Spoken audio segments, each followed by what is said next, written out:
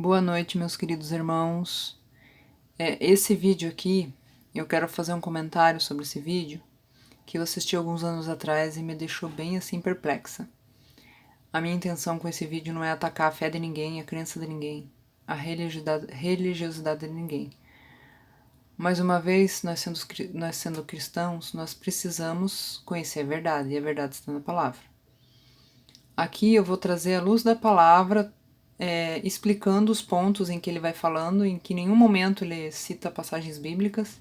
A única vez que ele cita a passagem bíblica é de forma irônica. Então, a gente é cristão, a base do cristianismo é a palavra de Deus. Então eu vou liberar esse vídeo e vou pausando ele conforme ele vai falando, eu vou pausando, tá? Para os irmãos verem. Infelizmente, os absurdos que ele fala, sem nenhuma base bíblica. Mas eu vou trazer para os irmãos toda a base bíblica daquilo que eu vou mostrando, tá bom? Que Deus nos dê sabedoria, que Deus nos abençoe. Entendeu? Então, não dá para fazer totus tuus com o Padre Paulo. Mas dá para fazer com Maria, porque nós sabemos que ela é totalmente humilde nas mãos de Deus. Ela é tão maleável a Deus. Ela é tão humilde. Ela é tão dócil às mãos de Deus que ela só fará comigo aquilo que Deus quer. Você está entendendo? Ela só irá modelar em mim o que Deus quer. Ela só irá fazer em mim o que Deus quer. Porque ela é totalmente serva. Ela é totalmente dócil. E por que é que eu preciso dela? Por que é que eu não posso ir direto para Deus, Padre Paulo? Largue de ser orgulhoso, criatura. Então, irmãos, eu vou fazer o comentário aqui em relação a Maria como intercessora. Isso não é bíblico, tá? A gente não precisa de Maria. A gente pode ir direto para Deus através de Cristo. Quando Cristo foi crucificado, o véu do santuário se rasgou de alto a baixo, permitindo o nosso acesso a Deus, direto a Deus, através do sacrifício de Cristo. Então, quando a gente ora, a gente está orando diretamente a Deus, mas quem intercede é Cristo, certo? Maria, sim, foi uma mulher bem-aventurada, fez a sua parte aqui na terra, como mãe de Jesus. As suas obras a acompanham, mas ela está dormindo. E dormindo o que se refere à morte, né? Porque a Bíblia é clara. Eu vou citar umas passagens bíblicas aqui em relação à morte. Que muitas pessoas acreditam, né? Que a pessoa morreu, tá no céu ou tá no inferno. Isso é uma heresia, isso é uma mentira. Tem algumas pessoas que estão no céu, que a Bíblia relata, que eu vou comentar depois, que foram assuntas ao céu. E Maria não tem a assunção da nossa, né, Maria, Nossa Senhora, como eles falam, não tem. Não é bíblico isso. E vocês podem ver que o padre, ele fala, em nenhum momento ele tá com a Bíblia na mão, em nenhum momento ele prova o que ele fala com passagens bíblicas. E outra coisa, quando ele comenta sobre algumas passagens da Bíblia, é de uma forma irônica. Então ele sempre vai estar ironizando.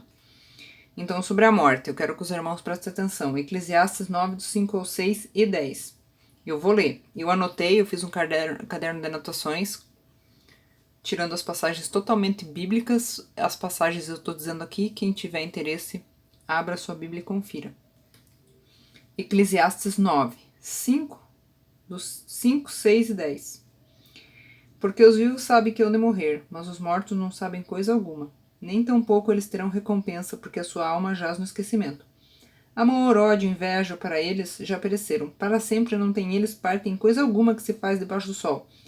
Tudo quanto vier a mão para fazer, faze-o conforme as tuas forças. Porque no além para onde tu vais, não há obra, nem projetos, nem conhecimento, nem sabedoria alguma. Olha o que diz Isaías 19, 20. Quando vos disserem, consultais os necromantes, os adivinhos, que tagarelam e murmuram, acaso não consultará o povo seu Deus? A favor dos vivos se consultarão os mortos? E aqui deixa uma passagem bem clara aqui, ó. A lei é o testemunho. Se não falarem dessa maneira, jamais verão a alva. Salmos 13:3. Atenta para mim, responda-me, Senhor Deus meu. Ilumina meus olhos para que eu não durma o sono da morte. A morte é um sono. A pessoa que morreu, ela está dormindo. Não tem conhecimento. Salmo 115:17. Olha o que diz. Os mortos não louvam o Senhor, nem os que descem a região do silêncio. Salmo 6:5. Pois na morte não há recordação de ti. No sepulcro, quem que te dará louvor? Salmos 30, do 3 ao 9. 3 e 9. Senhor, da cova fizeste subir minha alma. Preservaste minha vida, para que eu não descesse à sepultura. Que proveito obterás no meu sangue quando baixo a cova?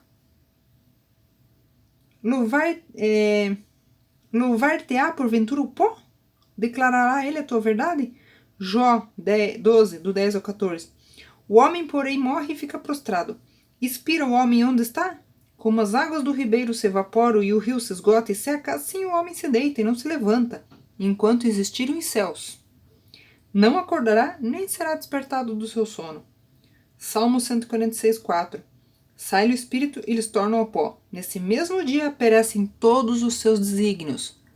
Simples assim, irmãos. Não complica. Não precisa complicar. Já falei, Maria, ela está dormindo, ela viveu na época dela. Ela não foi assunta ao céu, porque não tem passagem bíblica que prove isso. Ela fez o papel dela lá, a coroa dela está guardada. E ela vai receber quando Cristo voltar. Ela será ressuscitada, como todos que morreram, os que serão ressuscitados em Cristo, para a vida eterna. E os ímpios, após um período, vão ser ressuscitados também para a perdição eterna. Por enquanto, está todo mundo dormindo, daqueles que morreram. Salmo 146:4. Sai-lhe o espírito e lhes torna ao pó. Nesse mesmo dia perece todos os seus desígnios. Acabei de ler. Salmos 88, 10, 12. Mostrará tu prodígios aos mortos? Ou os finados se levantarão para te louvar? Será referida a tua bondade na sepultura? A tua fidelidade nos abismos? Acaso nas trevas se manifestam as tuas maravilhas e a tua justiça na terra do esquecimento? E Eclesiastes 3, 19 e 20 faz uma comparação, porque o que sucede aos filhos dos homens sucede aos animais.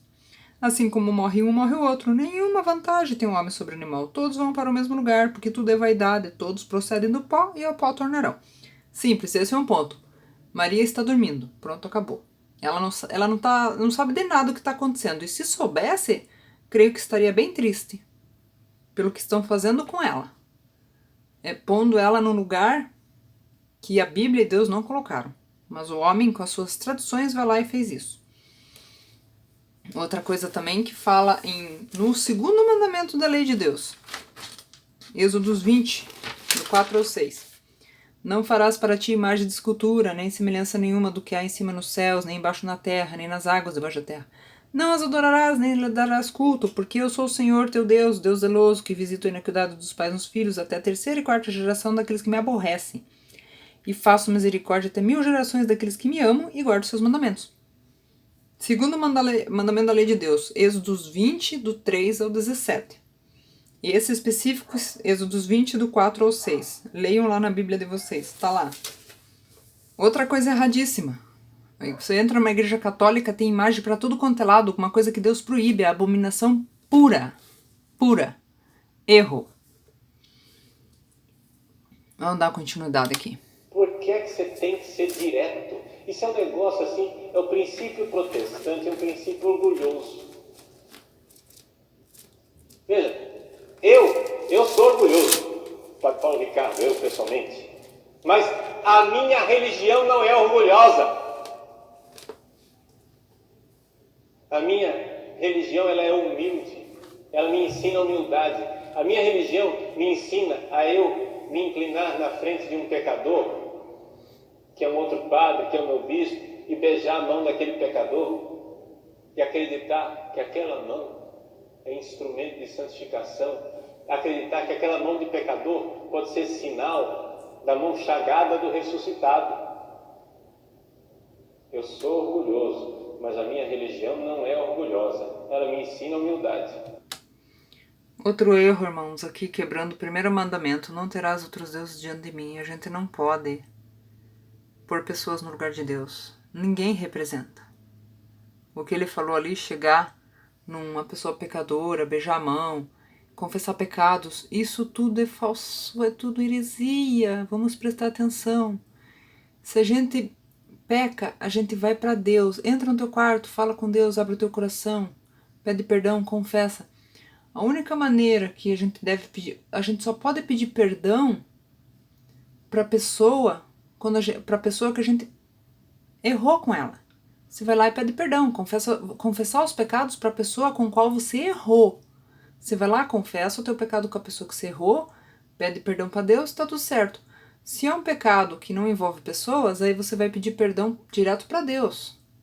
E daí Cristo intercede nessa oração. Fora isso, não tem que confessar pecado para padre nenhum. Você confessa para Deus, direto. Porque Cristo nos deu essa permissão quando houve o sacrifício, né, que ele foi sacrificado e crucificado e o véu se rasgou de alto a baixo. Que isso fique bem claro, irmãos. Cuidado. Ele fala de religião orgulhosa. A Daniel 7,25 fala assim, ó. Proferirá palavras contra o Altíssimo, magoará os santos do Altíssimo e cuidará em mudar os tempos e a lei. Que igreja se meteu nos 10 mandamentos e mudou a lei? Primeiro que os dias da semana, eles não mudam à meia-noite. A Bíblia fala lá em Gênesis, houve tarde e manhã o primeiro dia, houve tarde e manhã o segundo dia. A mudança de tempos também ocorreu pela mão do homem. Os dias, eles mudam no pôr do sol, segundo Bíblia. Não à meia-noite, nem faz sentido à meia-noite. Lei, a lei de Deus. Olha o catecismo, compare o catecismo. Eles mudaram, tiraram o segundo mandamento, que proíbe a adoração de imagens, trocaram o sábado, que é o santo verdadeiro dia do Senhor, por guardar domingos e festas, e daí dividiram o último mandamento para não ficar faltando, né? Não ficar menos. Então tá aqui, ó. A Bíblia nos alerta, ó. Proferirá palavras contra o Altíssimo, magoará os santos do Altíssimo e cuidará em mudar os tempos e as leis. Daniel 7,25. Vamos prestar atenção.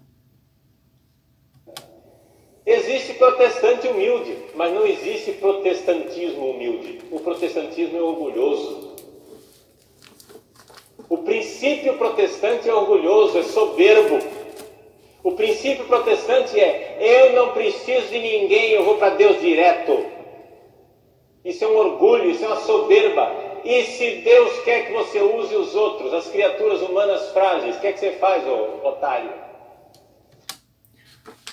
Aqui já dá pra ver, né? Que ele tá bem irado e revoltado. A gente não vê nada de Jesus nele, porque chamar os outros de otário, isso é um absurdo.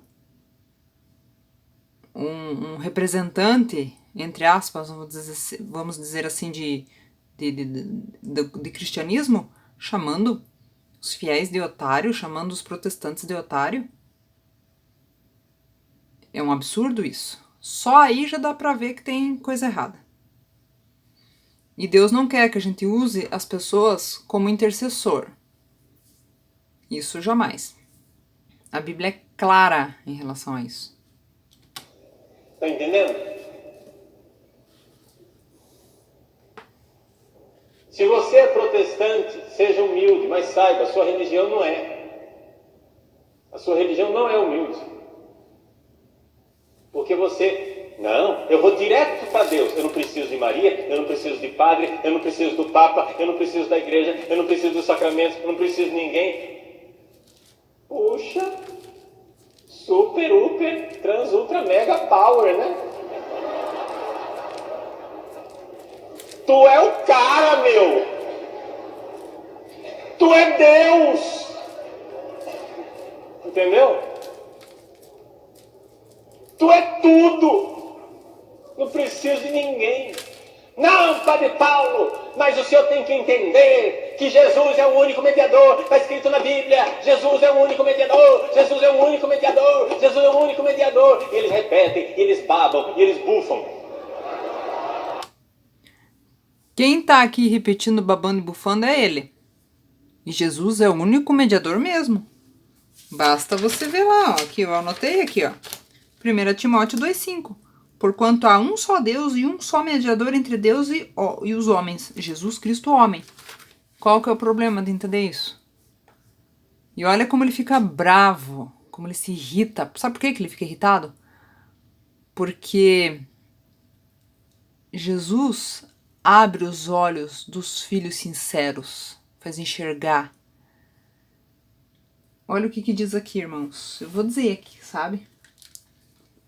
Em 2 Tessalonicenses, na Epístola de Paulo, 2, 3 e 4, que ele chama de orgulhosa a religião protestante.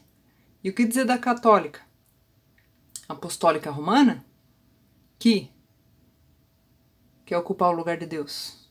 O Papa, que é o lugar que ele se intitula Jesus na Terra. Olha aqui.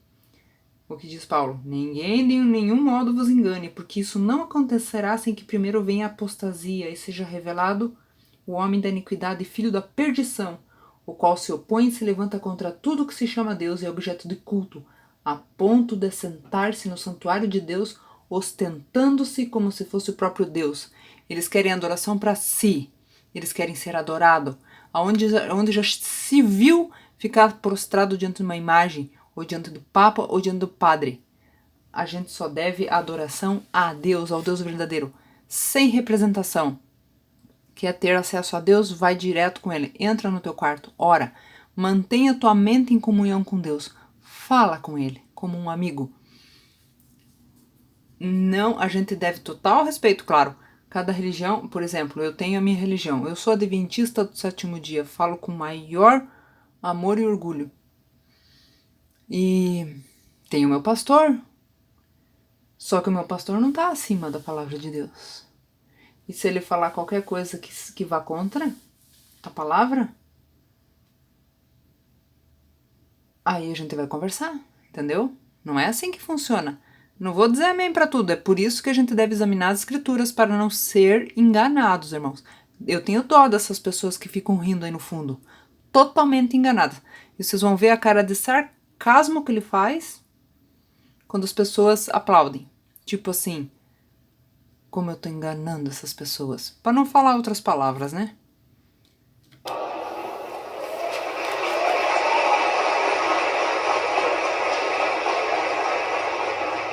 Jesus é o único mediador, meu filho. Mas você já ouviu falar do corpo de Cristo? Aí ele vai misturar aí verdade com mentira, né? Porque tudo bem, Jesus, claro, tá certo, Jesus é o único mediador, mas que corpo de Cristo, que, né, agora ele vai fazer uma salada. Ele vai fazer uma salada e ele nem tá com a Bíblia aí, ele nem vai provar nada. O único mediador é a igreja. O corpo de Cristo é a igreja, ele é o único mediador. O único mediador é a igreja, corpo de Cristo é a igreja, que bagunça. Cadê? Eu queria... Onde que tá aqui na Bíblia? Não tá dando continuidade ali sim, Cristo é a cabeça. O corpo, a igreja, nós somos os membros. Mas Cristo é a cabeça. Cristo.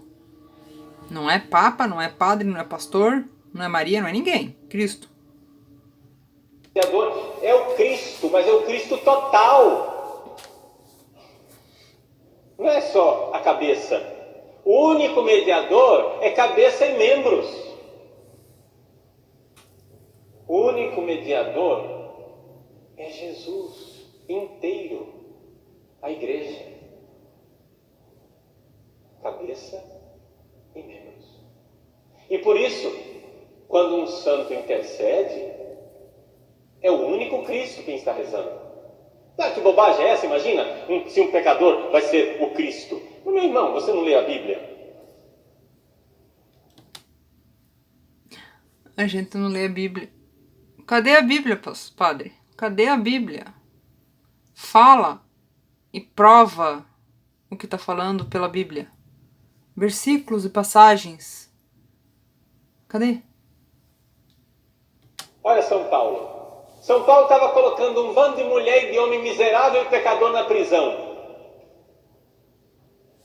Deus derrubou ele no chão com um raio de luz, chegou e disse: para com isso, sem vergonha, porque você está me perseguindo. Quem que eu sei que eu estou perseguindo? Eu sou Jesus. Eu sou Jesus nesse... Falei que quando ele usa pontos bíblicos, ele faz de forma irônica. Onde já se viu falar de uma passagem tão importante dessa maneira, dessa forma? Meio que tirando sarro. Isso é falta de respeito. É nítido. Depois eu vou fazer um comentário de Apocalipse 17. É triste, irmãos. É triste porque a gente vê as profecias se cumprindo diante dos nossos olhos. Diante dos nossos olhos. Vou dar continuidade aqui. Esse bando de homem pecador miserável, porque eu sou a minha igreja, e quem persegue a minha igreja persegue a mim. Por isso esse ódio que os protestantes têm contra a igreja não vai... Muito pelo contrário, né? A Santa Inquisição. Quem perseguiu os cristãos? Paulo era romano. Ele perseguiu os cristãos. Até Jesus aparecer para ele e falar: por que me persegues?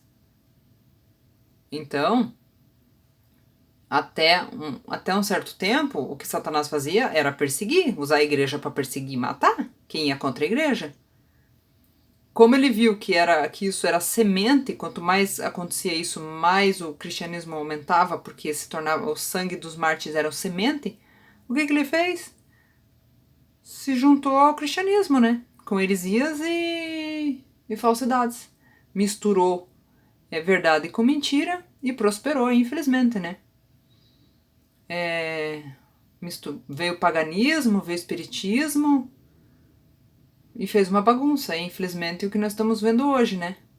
Uma bagunça total, mentira, verdade com mentira, né? E a gente sabe que 90% de verdade com 10% de mentira é tudo mentira. Então por isso que a gente tem que estar baseado na palavra, irmãos. Na palavra.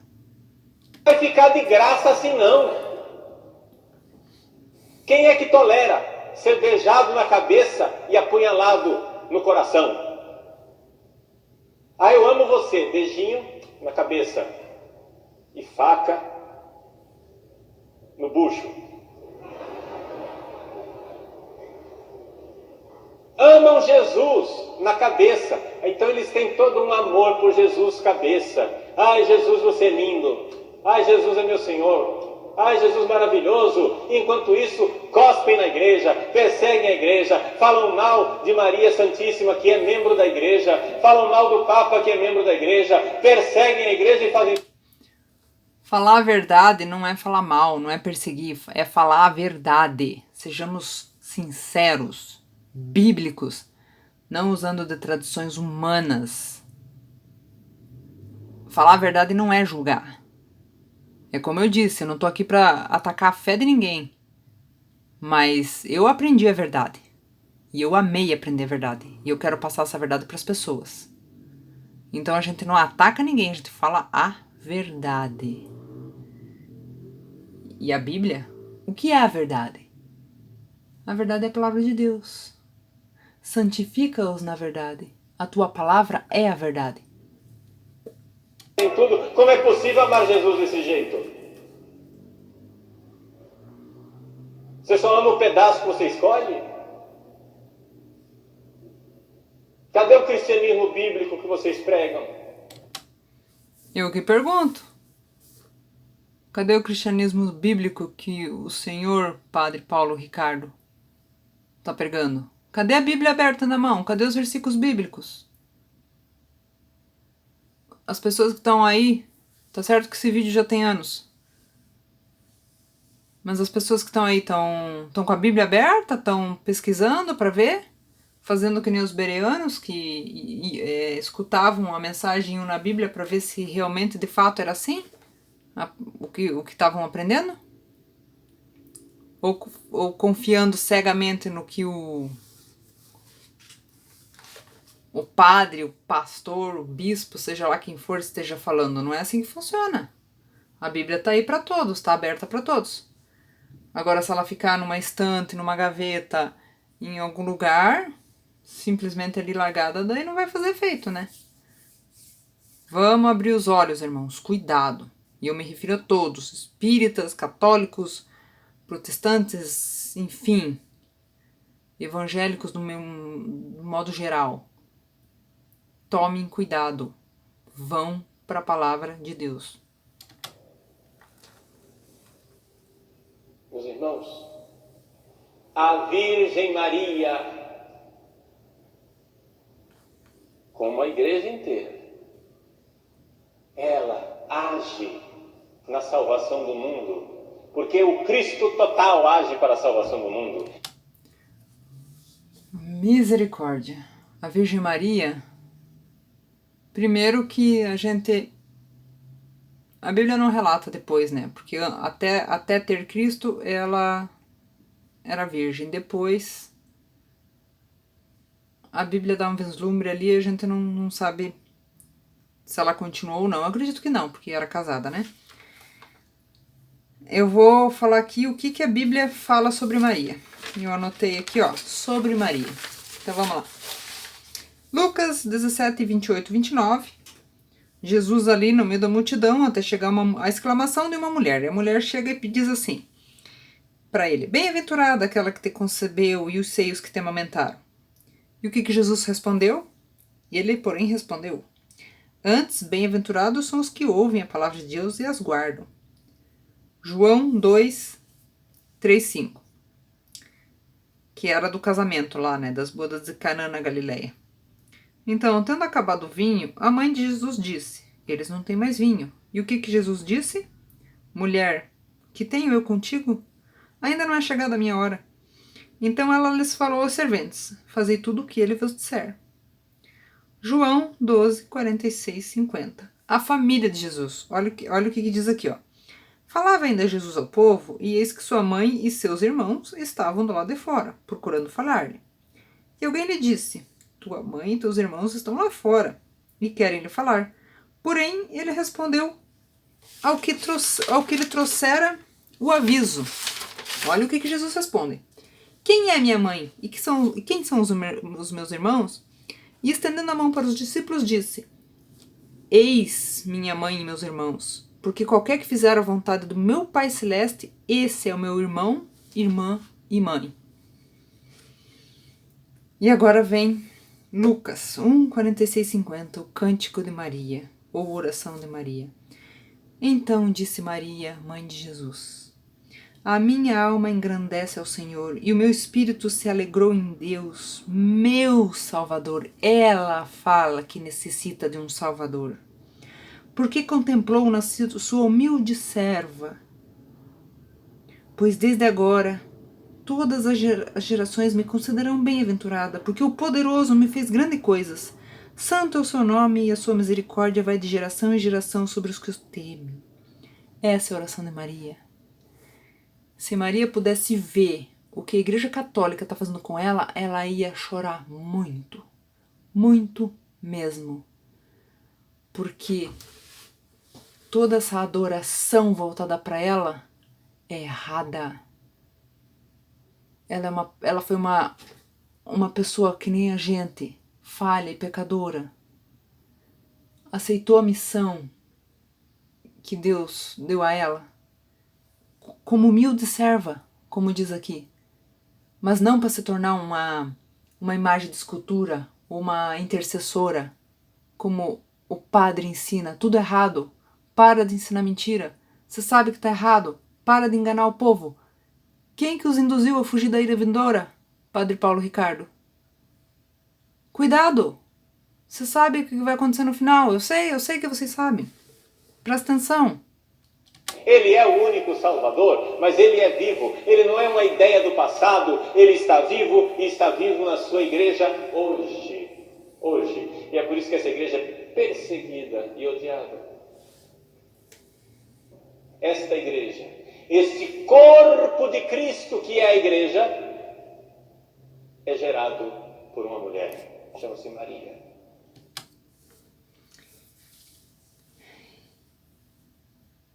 Absurdos em cima de absurdos, né? Eu vou aqui mais um relato aqui, eu vou dizer a Assunção de Nossa Senhora. Quando a minha mãe era mais nova, ela decidiu ir pro convento. Lá no convento ela ganhou uma Bíblia e começou a ler a Bíblia lá. E lá eles ensinam a Assunção de Nossa Senhora, né? E ela leu toda a Bíblia e não achou, óbvio que não achou, a Assunção da Nossa Senhora. Ascensão, né? Assunção. Enfim, ela não achou. E o que a Madre Superiora respondeu para ela? É tradição católica. Se você não acreditar, você vai pro inferno. Minha mãe saiu do convento. Aí, estudando a Bíblia, foi procurar uma religião que mais se aproximasse dos ensinos bíblicos. E achou a Adventista do sétimo dia. Advento, né, que espera a volta de Jesus, no sétimo dia, que é o sábado, que é a pedra, que nos últimos dias vai ser o divisor de águas, né? Que é o sinal, o selo de Deus, né? Contra a marca da besta, que é o domingo, a gente sabe disso. Quem estuda sabe. E eu vou dizer aqui, ó. Quem foram assuntos aos céus? Foram 4